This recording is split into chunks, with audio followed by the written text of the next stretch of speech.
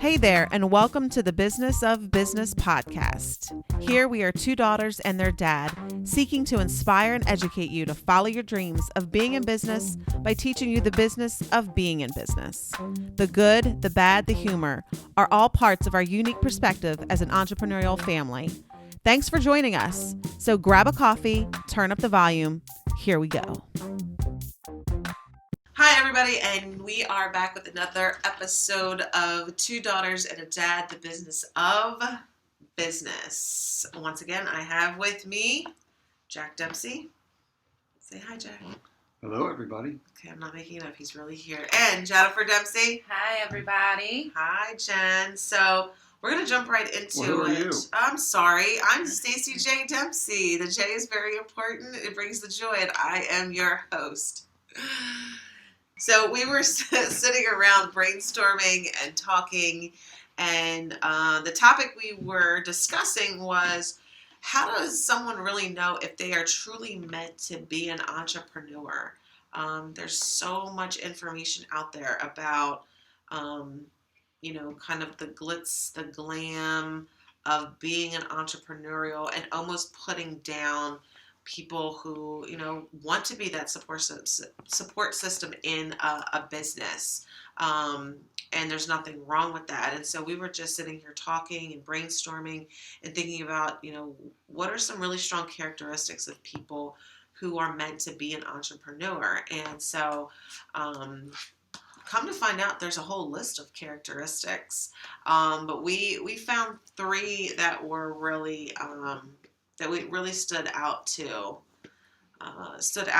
So Jack or Jennifer, you guys want to kind of talk about what we were brainstorming on, we were discussing?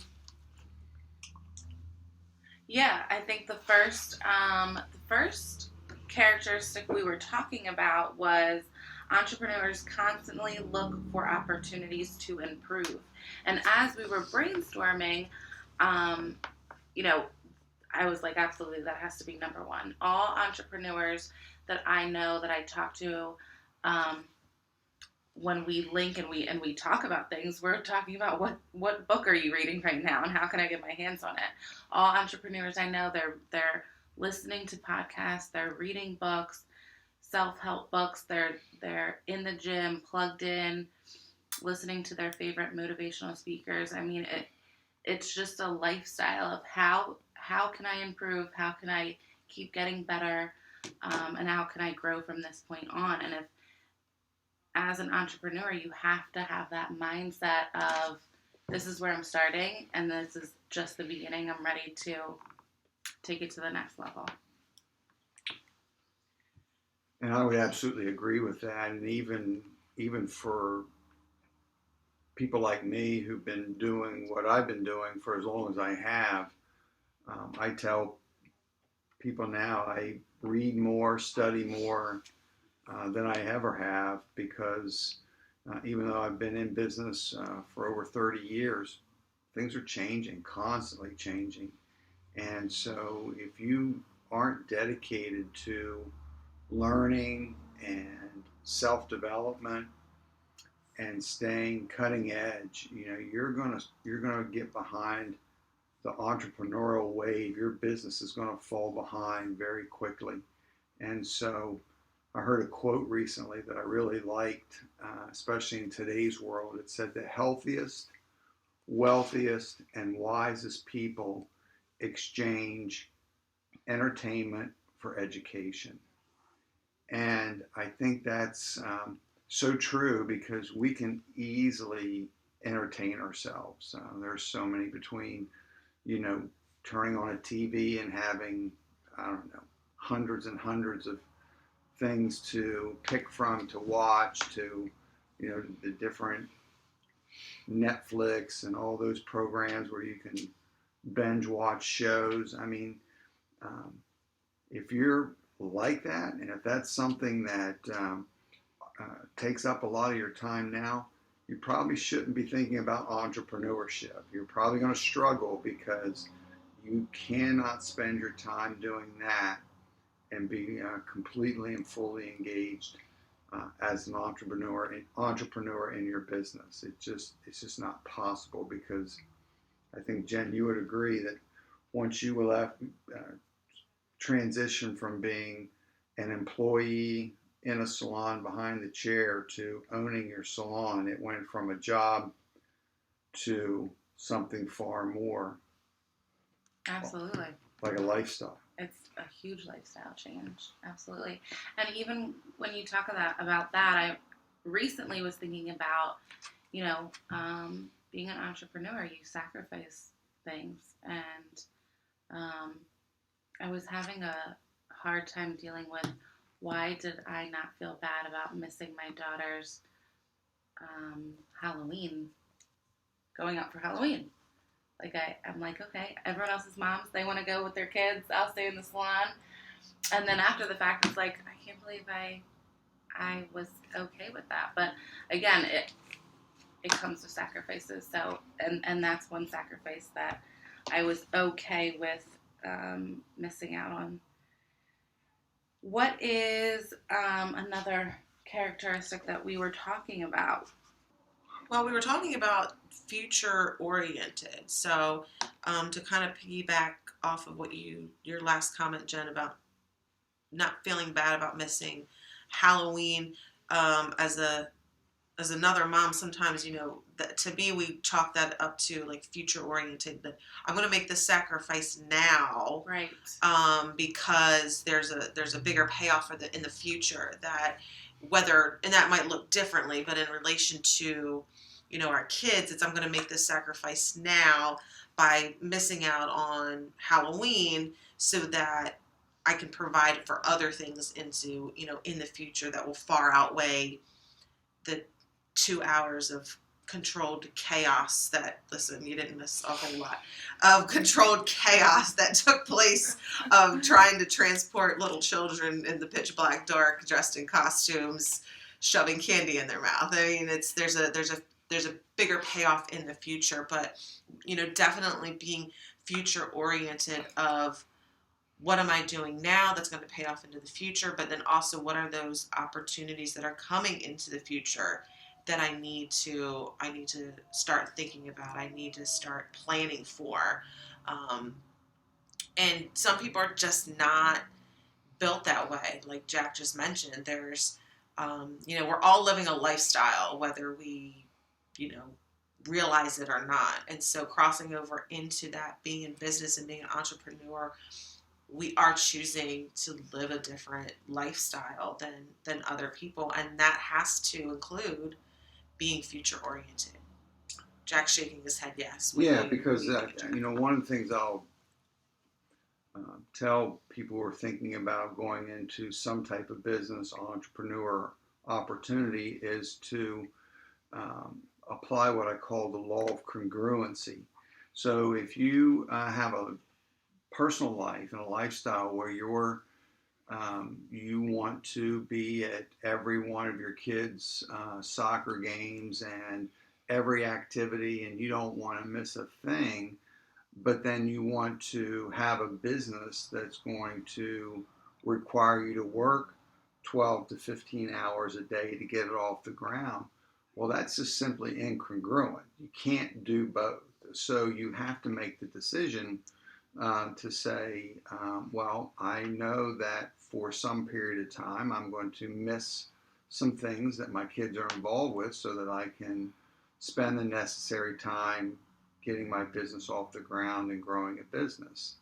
But I've seen a lot of people who've just got into an entrepreneurial opportunity, but yet tried to live a life that, that somehow, I guess, everybody's expecting a parent to live when it comes to their children and their children's activities, as an example, and it's just not possible. And so making sure that before you even go down that road, you make that assessment, because you're right. You have to think about this long term. You have to think about this on what this could mean for your family, long term. That just takes us back to a few episodes ago when we were talking about our why, having that strong why. I mean, if your strong why is you want to put your kids through college, and so that they come out with no college debt. Well, and the only way you're going to do that is to move out of a job and into some type of opportunity is going to ultimately create the income to do that. Then you've got to give up something now in order to hit that why and achieve that why. Right. And just to be clear, I mean, certainly if the ultimate decision is to not be an entrepreneur, right, is to maybe stay in our 9 to 5 or whatever is our, our career or our job at the time and still do our passion on the side or do our hobby on the side. Like certainly we are not saying that, like, that is still a great thing. That is still like self-awareness. That is being truthful and authentic with yourself that, you know what, I am willing, I'm just where I'm at in my life. I'm just not willing to do those other things because I like life the way that it is, even though perhaps the world or all the memes on Instagram and all the Facebook groups and all the Gary V's of the world, which we love Gary V, but are saying to pursue being an entrepreneur, that just might not be ultimately what is meant to be for someone's life, right? And there's nothing wrong with that, because just like as we're in business, we need good support people. And there are people, certainly we have them here at Dempsey Weiss, that they are positive. They are, the backbone of our support system. And that's what makes the business run. That's part of, it's part of what makes it all up. So we're certainly not sitting here saying that if you ultimately decide not to do it, that there's anything wrong with that. This is just really kind of about self-awareness of, what it really takes. And so the last point that we were talking about was willing to take risks. And I know just a couple episodes back, we were talking about being fearful of reinvesting, right? And so maybe that ties into a little bit of willing to take risks of, if this doesn't work out the way that I hope it does, what does that mean? Am I willing to do it? Who's Gary V? Okay, we're going to edit Jack out. We're going to edit Jack out of this part. You said everybody knew Gary V. You don't know Gary V? Okay, know. So listeners. What's the V stand for? And I'll tell you. Well, it's his last name. Our producer's over here shrugging her shoulders. Don't be beating me okay, up. well, listen, you probably don't know Gary V because he cusses a lot, but he is an entrepreneurial, and one of the most latest things that he's talking about is everybody's talking about going into business and about getting business partners, but nobody is talking about saving. And he tells his story about the way he got into investing and the way he got into his businesses is that he made $50,000 a year, but he lived on 20 and he saved 30. And he did that for year after year after year. He lived in a crummy apartment. He had no car. He lived no lifestyle. I talked about that on our last episode. You did, but you didn't do a whole lot of cussing in between. Well, so that's right. Gary kind of gets our attention a little bit because he likes to drop the F-bombs and things like that. So he's probably not showing up in your newsfeed, Jack. Probably not. Now, he's showing up in my newsfeed because I like his positivity, but, we don't have the same newsfeeds. But anyway, back to our... Cursing is a lack of discipline, in my opinion, but we'll move on to... And he has had that conversation with a critic, and he gave it back. Okay. It's all good. So back to our point. This is not the Gary V show. So yeah, willing to take risk. I mean, that is critical. But I think what's important is, again, and this was a question we talked about with Jennifer in making that risk of investing, into a product line is. You always want to ask the question when taking a risk is what's the worst case scenario? You always start with what's the worst case, because once you establish that, then you will realize that if the worst case is that you go out of business and you lose your home and you lose everything, then you better make sure you are really assessing the risk. because that is a big price to pay if it goes bad on you. But if you invest to the point where, and you're taking risks to the point where the worst case is, a financial loss, then, but yet you're going to open your doors the next day for your business, you're going to still be in your home, there's still going to be food in the refrigerator, then I think that, that's the kind of risk that we're talking about. Definitely, that's definitely the risk we're talking about. And just to piggyback off of, there can be other risks associated, right? As people may go down the road of being an entrepreneur, there's not only the risk of financial loss, right? But there's also the risk of loss of friends, loss of, people who are in our close circle, people who we depended on. There's certainly a risk of, what if I just don't like this? And now what does that mean for my family? What does it mean even if you're a single person, what does that mean to your life?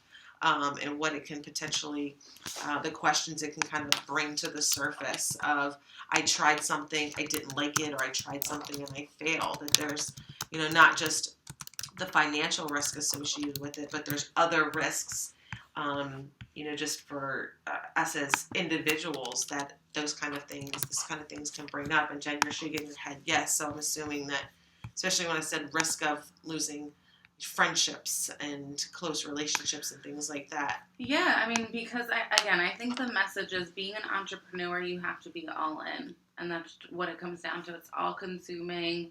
It's, I remember this morning waking up and feeding my daughter, and I have about 50 things going through my head, and I thought to myself, I wonder what it would feel like to just wake up with a clear mind, because that's not me, that's for sure. But it's all consuming, and I think it's important, if you're looking to become an entrepreneur, that the passion has to be there, the passion, the purpose, because the sacrifices that come along the way are always going to be worth it.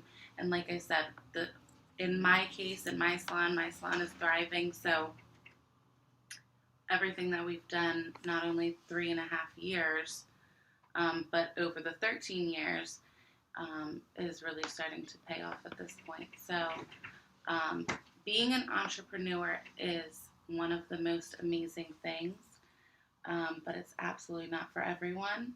And I think if it's on your mind and something that you're interested in, it just takes putting one foot in front of the other, getting started, and believe me, you'll figure it out pretty quickly if it's for you or if it's not for you. Right, because it's definitely not going to be an easy road. And I think, at least in clients that I've come across that maybe have decided to take that leap, put the pinky toe in the water, they're thinking, oh, well, because I love this so much, it's going to be far easier for me to have my passion become my business because I just love what I do so much. And then the business of the business starts, and once the passion may still be the passion, but then all of the aspects of the business kick in, and they realize that the road is not going to be paved, that it's actually going to be quite bumpy and quite challenging. And so back to your point, Jen, the why, the passion has to be there to get through those tough times. So before we wrap things up, any final thoughts, Jack, on this topic as far as what it takes to be an entrepreneur, the characteristics? Just again, as we've talked about, it really is a lifestyle. Entrepreneurship, owning your business. Again, I know there's a lot of jobs out there that are very demanding, and when you leave it at 5 o'clock, you're not leaving it. It's still, you're thinking about it and you're taking it home. But in entrepreneurship, that's almost a guarantee that you're going to have things to think about. You're going to have work to do. You're going to have decisions to make. You're going to have those 2 a.m., 3 a.m. wake-ups, with 3 or 4 things on your mind and not falling back asleep. Those are just part of it. But again, if you keep those three things in mind that, that we talked about, that you are learning all the time, even from the setbacks and the challenges, then, that's, you're gonna be able to work your way through any situation, constantly looking for ways to improve, and then taking those risks, and just not letting fear overtake you, and just always assess and know what the worst case scenario is, and you'll be able to do things probably you never thought or dreamed you could ever do. Boom. That's how we're going to end it. Love it. Well, we want to thank everybody for tuning in and listening to our podcast today, and we will talk to you all very soon. Thank you. We want to thank you for listening today. Please subscribe so you never miss an episode. Leave us a positive review. And we want to say thank you to our sponsors, Dempsey Waste & Associates and J.Faith Hair Studio.